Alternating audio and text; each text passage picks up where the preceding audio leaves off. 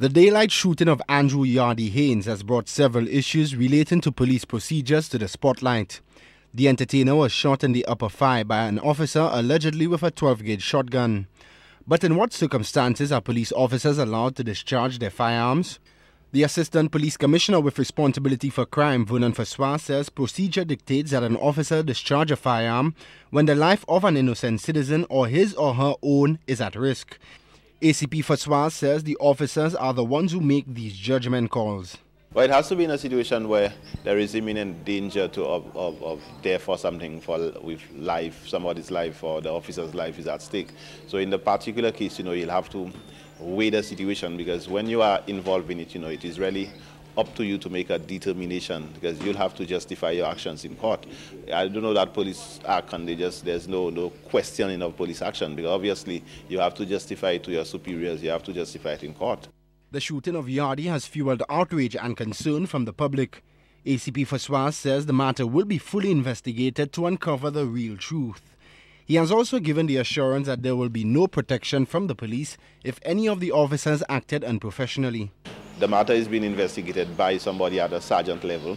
At the completion of the investigation, I expect that he submits his finding to his inspector, who submits it to the officer in charge of the Southern Division.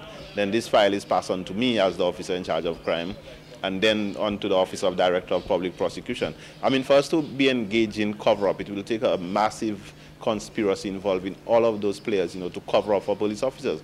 And to me, there has been no particular interest, like I said, in covering up rogue cops. We need to deal with rogue cops. We need to get them out of the way. I will not want to have a colleague who's engaged in breaking the law in any way. ACP Francois says police have not laid any charges against Andrew Yardy Haynes. The officer who shot Haynes says he was defending himself from the singer. ACP Francois says there are several complaints against the entertainer for which he will be charged.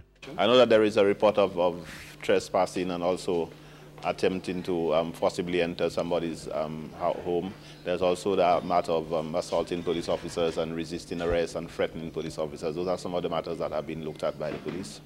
ACP Francois says there were also several reports made by members of the public against Yardy on the same day he was shot.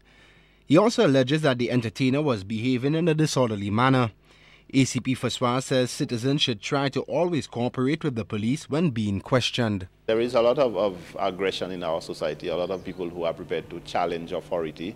To me, if a police officer has confronted you with an allegation against you that they are investigating some matter, what you need to do is to cooperate with the police, because the fact that you are I'm not suggesting that people should not have their individual rights really, but the fact that you are resisting, all what it does is to aggravate a particular situation. So if the police officer has brought an allegation to your attention, he's told you that he's going to arrest you, to me the best thing to do is to accompany the police officer.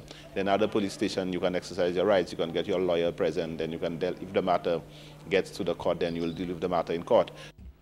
Yardy remains hospitalized at the St. Jude's Hospital. The entertainer was shot on Saturday afternoon by police who say he was resisting arrest. Shannon Labona, HTS News, Channel 4.